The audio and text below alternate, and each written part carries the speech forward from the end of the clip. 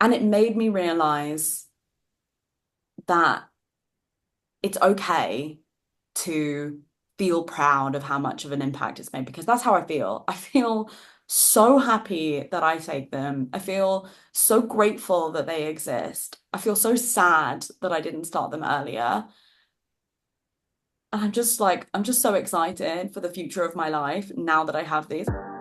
Welcome to the Dyslexia in Adults podcast, where we share advice on what works with dyslexia to ensure that you're able to achieve your potential. You won't believe this, but we just hit 100,000 downloads. So to make sure that we're able to share this advice with even more people, we would really appreciate it if you could just leave us a review or share this episode with a friend. But more importantly, we have a very special secret gift as a thank you for listening in the show notes.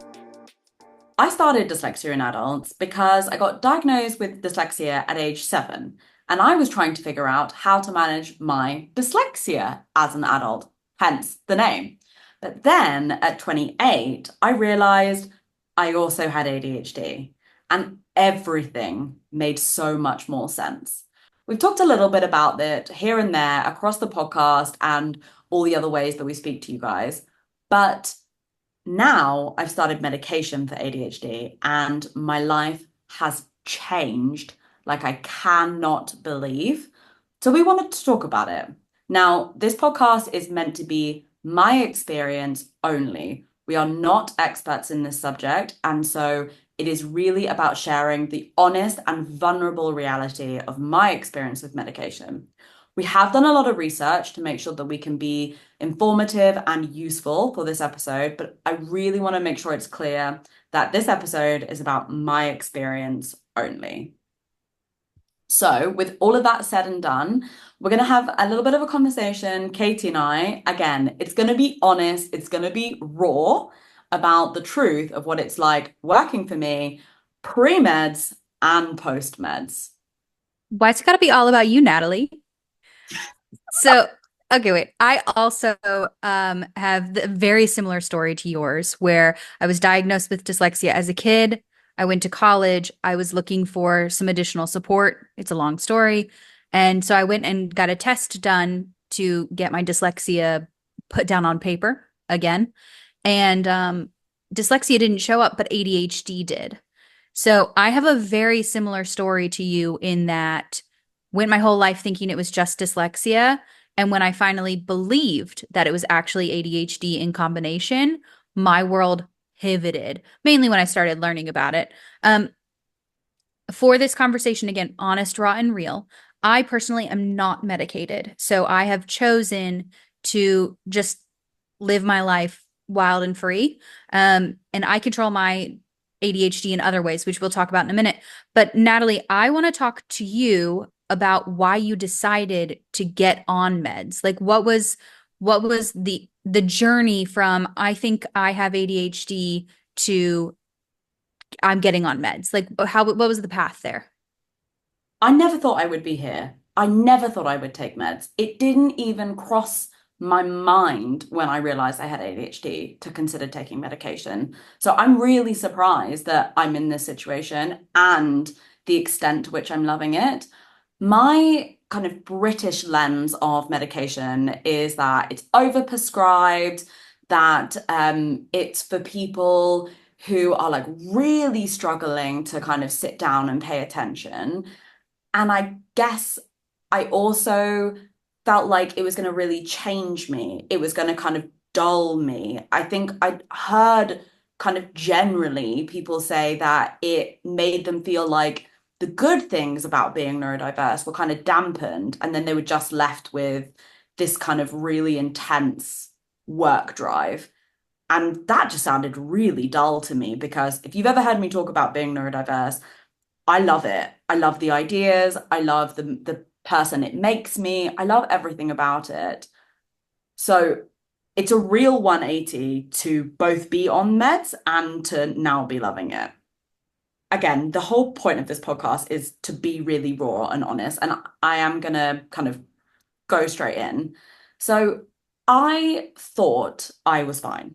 I thought everything was going well, and I thought that I wasn't struggling as much as I was there was two things that I knew weren't going amazingly. The first was I was taking a lot of time to get all of my work done. So what I probably could have got done in 5 to 6 hours was taking me more like 8 to 9.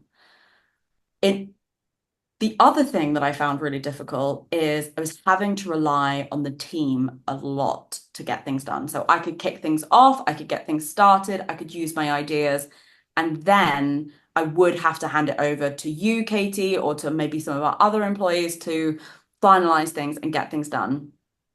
And you guys were starting to get really stacked on workload, and I was feeling really embarrassed about it. So because one, I wanted to leave work earlier. I didn't want to be working every day so late. And two, I wanted to feel like I could do more things. I was more capable. I decided after one of my friends started medication and had a really positive experience about it to give it a go. And I feel embarrassed saying this, but it's just changed my entire life. Yeah. I want to talk more about how it's changed your life in a second, but before that, I think it's really important for anyone listening or watching, an overview of ADHD. So, ADHD is an inability to regulate attention. So, it doesn't mean that you're hyperactive. It doesn't mean that you're always a zombie. It's the inability to control when you do those two things. There's a few different types of ADHD. There's hyperactive, which is what we generally think of in the population of the young boys who are bouncing off the walls, can't sit still. And then there's another type called inattentive, which primarily is in girls and women. And the ADHD symptoms don't really start to be seen in girls and women until puberty hits. And then moving into adulthood, those tasks of that you were kind of talking about, noticing how long things take and having to rely on others on a heavy amount, that usually doesn't happen until you enter into the workforce. Because like we talk about with dyslexia, you're really able to hide your struggles and just put in more work, put in more work, put in more work. But when you become like hashtag adulting, you get to this place where you just can't hide it after a while. There's not enough hours in a day, as you were saying. It was just getting to the stage in the business where there was no hours left in the day. I was already working 9 hours, not getting everything done and beating myself up over it. Yeah. Well, I think that's probably the story that a lot of women specifically face. Um, there is a third type of ADHD, general type, which is a combination, which is you deal with hyperactive and inattentive at the same time. Um, some of the other symptoms that I wonder if you were dealing with these as well. Um, did you struggle with organization and feel the shame associated with it? I think I know the answer to this one. I like the way you said, did you struggle with organization as the person who picked up all of my like fires that I just like left burning and I was like, could you deal with this? Yes, I think we both know that I significantly struggle with organization, but actually it wasn't that pushed me over the edge. I was kind of in an okay place with that. It was the getting started on tasks. I just remember feeling like I would start something and then I would kind of just constantly need to reward myself or constantly need breaks or kind of I would do something and then it would just take me so much motivation to move on to the next task. So the transitions between things were just really excruciating. But going back to what you were That's saying about the different types of ADHD, I think I have combined. What do you think you have? um that's a great question. I primarily think I have inattentive. So signs that you're more inattentive than hyperactive is inattentive is more spacey, daydreamy, like some of those adjectives that we describe to like young girls. We're like, oh, she's just a daydreamer. Oh, she's just, off in her own world. That's usually inattentive type ADHD, where your brain is just constantly switching from thing to thing to thing. And it's not necessarily rapid and fast. It's just your brain is constantly in a stream of thought and not in the present because you can't regulate getting yourself here right now. I do have hyperactive moments, but it's not usually the outward bursts of energy. It's more hyper focus to where I can only focus on one thing at a time. And then I also have autism on top of it. So that kind of adds another layer of what symptoms go with what neurodiversity. Um, Whenever I'm I want to, explaining to clients who have ADHD or like are showing signs of it with women particularly, is I often say the hyperactivity is internalized. So you still have that hyperactivity, but it just feels very internal. Maybe it's thoughts circling or like kind of feeling like you feel really restless. But again, it's the way it presents is just internal rather than external. I think that might be helpful for a lot of people as well. so talking about the emotional side of ADHD, a lot of people have shame and anxiety and fear surrounding their, I'm putting this in quotes for anyone listening, defaults or like deficits, the lack of organization, relying on other people heavily.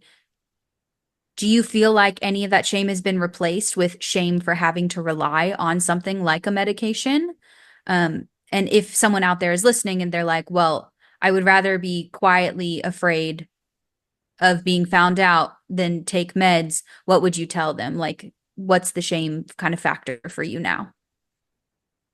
Yeah, so I have a really interesting relationship with neurodiversity shame. So I used to suffer with it extraordinarily. Like it was crippling, it was crushing my confidence. This is before I started the business. So when I started the business, a big part of that was about helping both myself and other people learn how to kind of get rid of that shame and deal with it. Now, obviously, life is not perfect. Life's sometimes, and I do make the occasional mistake, and I'm by no means perfect.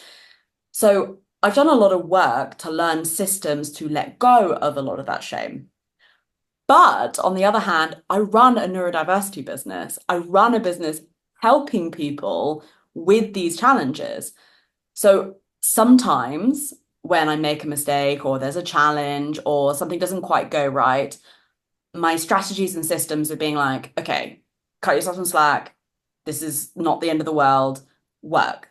Sometimes I'm like, Natalie, for the love of God, you run a neurodiversity business. Like, you have to be perfect. You can never mess up. You can never fail. So it does oscillate depending on the scale of the situation, what exactly happened, how often the mistakes are kind of backing up with themselves. So I think that's quite an interesting kind of position to be in. And so I definitely did experience a little bit of shame still, although in a very different way.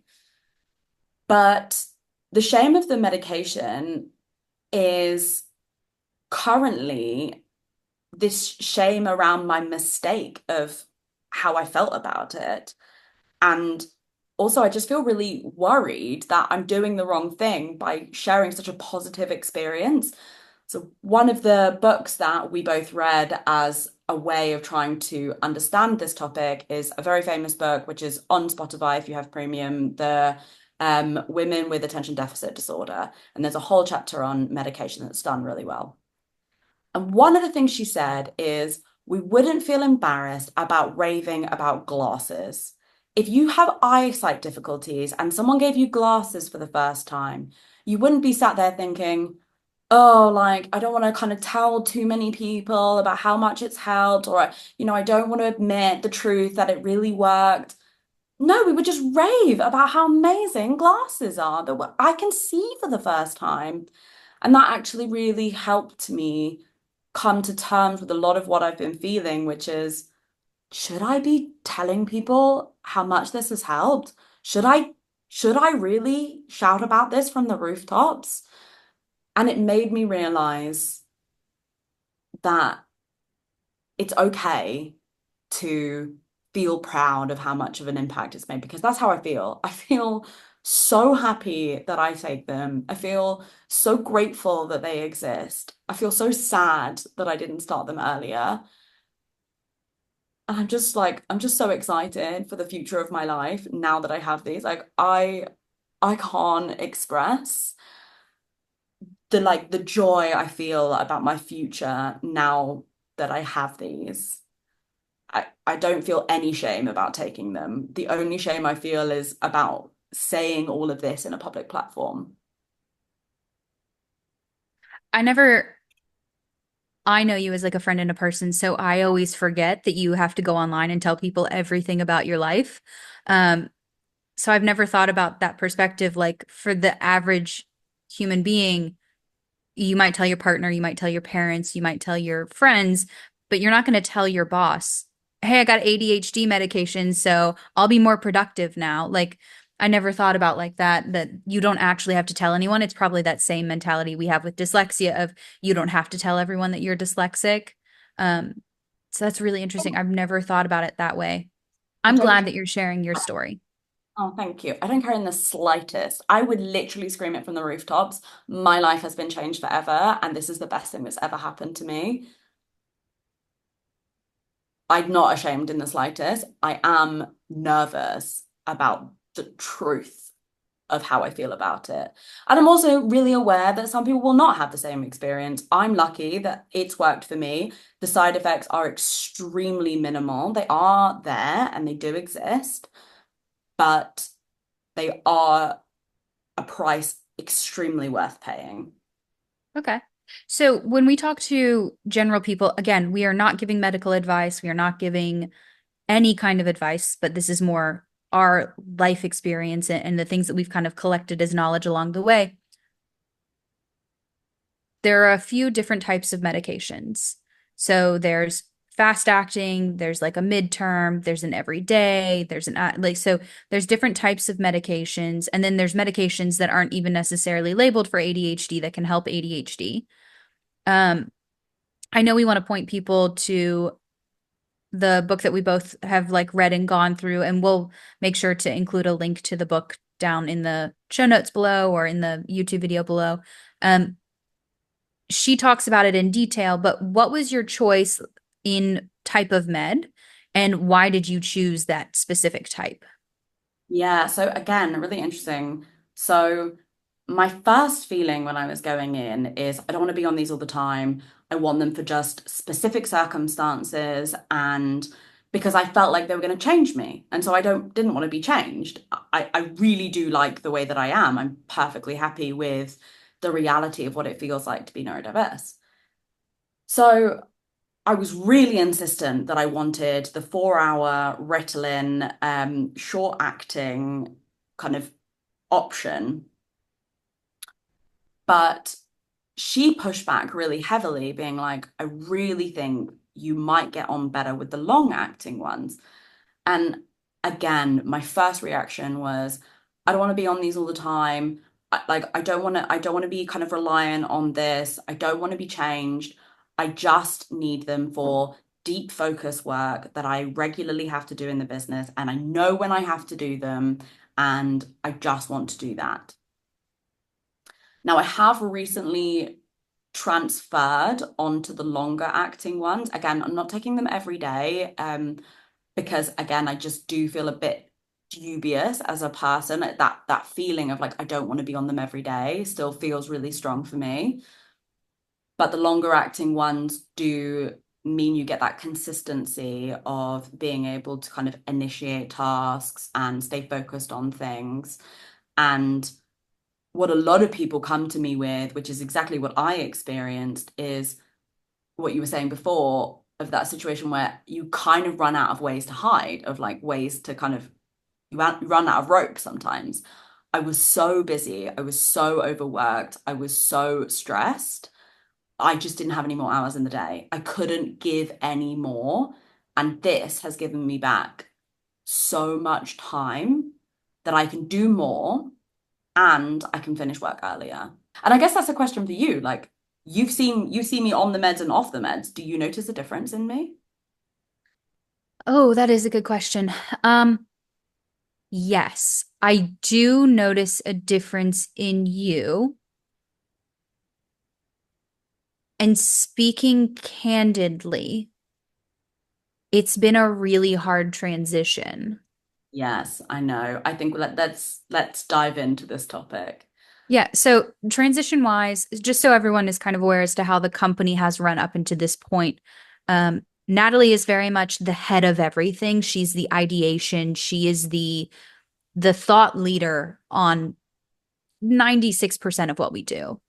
And then she'll start the initial whatever it is. And then I usually swoop in, or our other team members swoop in, and we get into the details of actually hammering it out, getting it done, moving it past the finish line with Natalie's approval along the way. That system has been in place since you and I started 5, 4, 9, 800 years ago. And so Learn to delegate, but now that I've learned, I'm like, you do it. but it's not even necessarily the delegation, it's more the ideation to like the process hasn't really been different. But yes, you have gotten very good at delegating.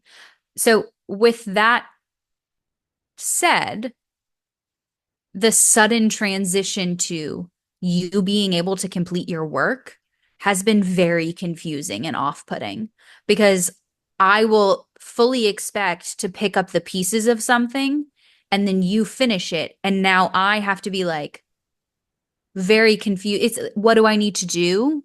Is there action that needs to be taken? Do you need me to review this? Are you just doing it? So it's been a very strange transition from Natalie does the ideas and I do the implementation to Natalie has the ideas and the implementation and everything is going smoothly. She's laughing. You can't see her face right now, but she is laughing. So yeah, I think that's probably my comment is it's been a transition. And I think we're what, I think 4 weeks into the meds. We are just now starting to hit the stride. I will say I know we shout about Notion all the time. We have our little to-do lists in there, and it is pissing me off because you now are so on top of your shit that my list, it's like everything pings pong back to me. I looked at our lists yesterday. I had 32 items on my list, and you had like 7. I'm not okay with that. You'll be pleased to know that the Notion has now got out of control. I've got like 25 now. I've been doing other things for a week, and so now it's like built up. So you are back to being the one in control. Yeah, I think um Katie was said she was going to be candid, but I think she was being kind. I think I've driven her bloody nuts for the last month, because not only do I get through a lot more work, but I also then pass on even more things because I'm like, okay, this is done now. Okay, this is done now. Okay, this is done now. Okay, actually, I'm thinking we need to do this. Okay, we need to start this. Okay, I'm thinking this now. So she has very graciously managed that transition. But I was more interested in what am I like as a person to be in meetings with, to chat with? Do you notice a gigantic difference? Some people in my personal life say they notice a small difference, but I don't really notice, to be honest. We are a neurodiverse company, which means we are super, super flexible when it comes to neurodiverse tendencies. So we will pick up our phones in the middle of a meeting and start scrolling Instagram while talking to the other person, or we'll start listening to voice notes while the other person is talking, right? So we are really, really chill about how we manage meetings, and we don't have a lot of rules around like we have to sit at the board table, we have to focus, we have to pay attention. I've noticed that you pick up your phone less and Hmm. that there's less wandering on our conversations. So I mean, we always hop from topic to topic, but it's a little less. So we won't go from, talking about planning for February into um, your friend who's pregnant with their third kid, and then back down to, this promotion that we're running next week. So it's a little less of a spider web, and it's a little bit more of a straight line. So we'll talk about February, and then we'll talk about sales stuff that kind of has to do with February. I think that's the only difference I've noticed, is that I don't want to say you stay on topic more, but our side quests just aren't as wild. I mean, they Mm. still happen, but they're just not as wild. Yeah, didn't have any meds yesterday, so that meeting that we had yesterday was what that was why it was so chaotic. I was telling Katie like some random message from my friend. I was like eating something, getting up and changing my top. So I am Katie's much better at like sitting still and doing her work and like staying on track. And I am like eating, checking my messages, like doing a load of other things because I'm just so struggling with focus. And the medication has really crystallized for me the truth of how much I was struggling and how much worse it must have been when I was in corporate. Like to think how much I struggle now, being able to do all of those things. Can you imagine how awful it must have been when I was working? All I remember really vividly is coming home and not being able to have a conversation with my boyfriend, having to sit there and just watch TV because I couldn't hold a conversation. And now, when I leave work, I can hold a conversation because I've managed things that I'm not so exhausted. But I mean, I just finished work earlier now because of the meds. So I have so much more time. So I want to comment on that, and then I want to pivot to something a little bit different. So the way I've heard this described, and it makes complete sense. We talk a lot in culture about like the social battery and introvert versus extrovert. I like to think of ADHD the exact same way, that ADHD, one of the struggles with it is that your brain and body don't produce dopamine in the correct way or at the correct frequency or at the correct time. It's just things aren't exactly working perfectly. So I think about it as I have like a little baby dopamine battery. And so whenever I'm starting to feel like I can't focus, I get on TikTok and I scroll for a few minutes, like 20 minutes on TikTok. And I'm like, okay, I'm ready to go. Like, I just need to fill back up that dopamine battery. And that's kind of what it sounds like you were doing when you were in the corporate world, is you were using all of the energy that your brain had trying to hide as neurotypical. And then when you got home, there was just nothing left for your partner. It So was exactly that. It was exactly that. But even while we were running the business, so it was that was my biggest frustration is I knew I had a certain level of task to do, but we would be in a meeting together or I would have done a coaching call and my dopamine would have just gone right down to the bottom and I had to take so much time to refill it to then be able to start the next task. And so what I was really struggling with is exactly that thing of, okay, I've got about 10 hours of work to do because, we're growing a business and like this is a raw conversation. It's tough. It's really hard. It's hard work. And so it's like 10 hours of work that was taking me 12. And I was just like broken by the end of the week. I just was so hard. And now 10 hours of work takes me 10 hours or even none and a half. yeah, I used to live in a small town, and 15 miles meant 15 minutes. And now I live in a bigger city-ish, and 15 miles is 45 minutes. So I definitely get that analogy of like how long things take and having it actually take what it should take. So I want to pivot us really quickly. So for the girlies and the guys and this listening to this, if they don't want to take medication, which is where I live, I very much like I take very few medications in the real world. One of the things that has helped me a lot, and I've noticed as I've gotten older, uh, exercise helps regulate the attention. And we read that in that book, and I was like, oh, this is interesting. I thought back to my life. I went to college, I have a degree in dance, and I was dancing anywhere from 4 to 6 hours a day. And I had tons of focus to go home and write papers for my other degree and, really focus. As an adult, I am moving a lot less. I had an injury. I can't dance anymore. I work for you. I don't have enough hours in the day to dance professionally and work at Dyslexia in Adults, as cool as that would be. So I've noticed my ADHD has gotten worse with the less movement I've been doing. I know that you in the past have been really active physically. Did you notice a difference between your ADHD struggles when you are moving versus when you're not moving? Yeah, I think that is another really important point that we want to get across is that I was pushed to medication because of the reality of the life choices that I made.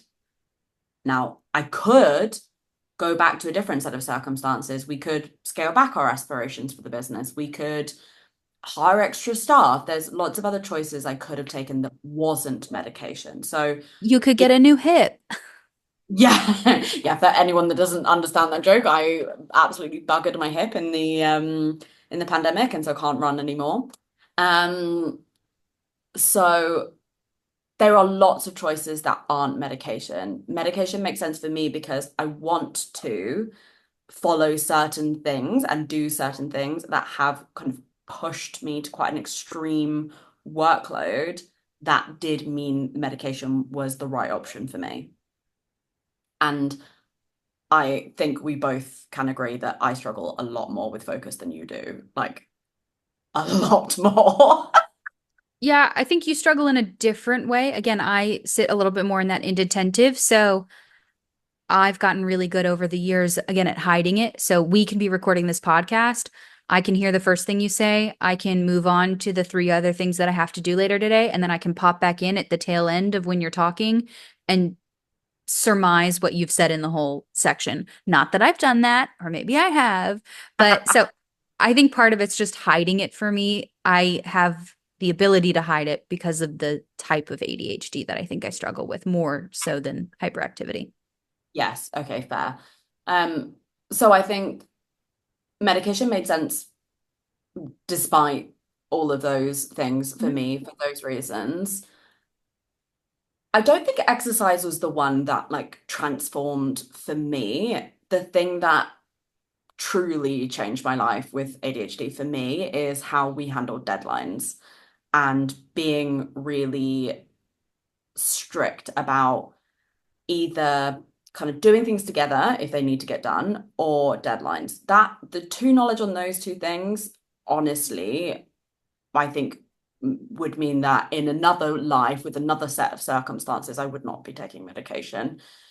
But there is definitely lots of ways that mean you shouldn't feel like you need to take medication. They're right for me and they're working for me in my circumstances. It's not a blanket, absolutely take them recommendation.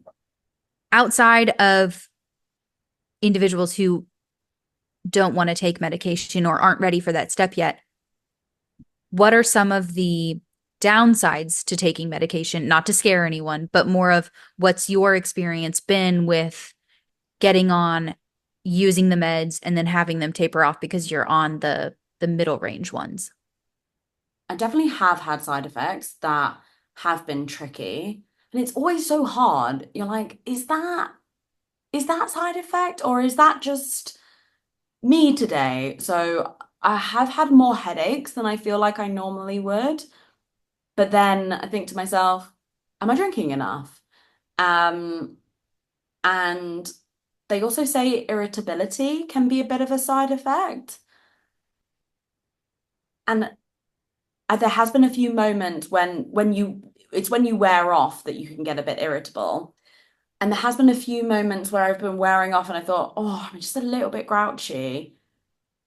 But then I think, well, I just did 7 hours of meetings. Like, I'm just tired. So it's hard, it's really hard to tell. The one that I'm like absolutely sure it's a side effect of the medication and I have not enjoyed, although I found it bearable, is the heart palpitations, anxieties, you're kind of coming up into the meds. Um, and I have found that just weird because I'm just not used to feeling a lot of anxiety. I'm not used to dealing with that kind of thing. And so it's been a really odd learning curve to kind of be like, okay, it's gonna pass, like it's just a couple of minutes and then it's gonna go. Um, and then again, we're being like raw and honest, and this is about my experience, so no one judge me. Um, but you aren't supposed to have coffee on the medication.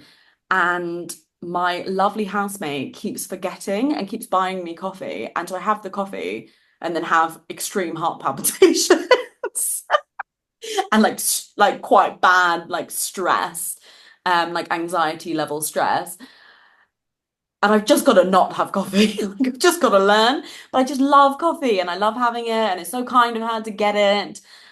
And yeah, I've just got to be, I've no coffee on the meds. Absolutely none. The Or other thing you people can be say, like me and you can be like me and just switch to decaf. I know, it just feels like weakness. It's fine. Do it. Sorry. Okay, go on. I just, I feel like there's more stigma to drinking decaf than there is to taking Ritalin. So the other couple of ones that feel pertinent to mention is a lot of people really suffer with insomnia. I don't know if it's because I've been on the short acting ones. I haven't really had that problem. Um, and then the other one is loss of appetite, which I definitely feel like is the case. I definitely do have to kind of think to myself, come on, Natalie, like have some food. It's not, again, a massive challenge. It's more just kind of I'll get to 4 o'clock and I'll think, oh shit, I've not eaten, and kind of have to remember to go and eat. Whereas before I was just kind of like, it's 12:30, can I eat now? It's 12:31, should I eat? It's 12:32, can I eat? So Um, that's so interesting because, like, my ADHD is the kind where I will forget to eat and I'll be like, oh shit, it's 4 o'clock. I haven't eaten today. yeah, so So what's it's so funny, now I have interesting. that with the meds. Whereas I didn't have that before. I'm just a foodie, so I just was like hyper focused. Mm. Food was dopamine when I was like struggling to get started. It was like, okay, I'll go have a like a little snack. And then food was something that I was kind of focused on. So I was like, I'd have nice things in the fridge and I was excited about it. But now food is kind of exactly that. It's like, oh, I suppose I need to eat. So that's been really interesting. So we've talked a lot this episode about, I mean, first off, thank you if you're still listening. I know this is a long one, but I think it's an important conversation. The We've talked a lot about kind of your journey through the meds. We've talked about the downsides, other alternatives to meds if that's not something you're interested in. I want to talk about what the future of this looks like for you and kind of what your choices will be going forward. It can be short term, long term, midterm. Now that you've kind of discovered your life with the help of an ADHD medication, what doors is this opening for you, and how do you think, how much more work am I going to have to do? Is my first question. But no, how is so much. How is this going to change your life for the better? And I mean, you can throw in some negatives you want, but tell me the good. Yeah, I think we touched a lot about the fact that it's saving me time and I'm getting through more things. But to be honest, that's not the thing that is making me record this podcast and kind of like shout from the rooftops about how happy I am to be taking it. Oh, gonna get upset because it's like really means a lot to me. I started the business because I felt like I was not going to achieve my potential with neurodiversity. Like I was in the situation where I could see all my friends and family outdoing me and outstripping me, and I just felt so left behind by my brain. I couldn't access what I wanted from my brain. I just felt like it was all locked up there. And as grateful as I am to you and the team for being able to pick up what I also still couldn't quite access, I just now feel like my brain can actually get everything out. I just now feel like the stuff that I wanted to be able to do, I now feel like I can do truly to my full potential. Like, it's wonderful to have a team that can support you, but it's also embarrassing to feel like you have to rely on them. And I've started a 5 year plus journey of trying to fulfill my potential. And I just feel like I've plugged the final piece of the puzzle in. And that's why I get upset every time I talk about it, because it means everything to me. Like it's everything that motivates me. It's like fulfilling my own potential and knowing how many other people out there are not fulfilling theirs. Like I see it as such a macro scale, speaking to thousands of neurodiverse people, not going for jobs, not putting themselves forward, not exploring career opportunities because of this. And yeah, it just feels genuinely like it's going to change my life. So I just feel really excited for being able to do things in the way that I want to do them. Um, and yeah, it just feels like everything I ever wanted.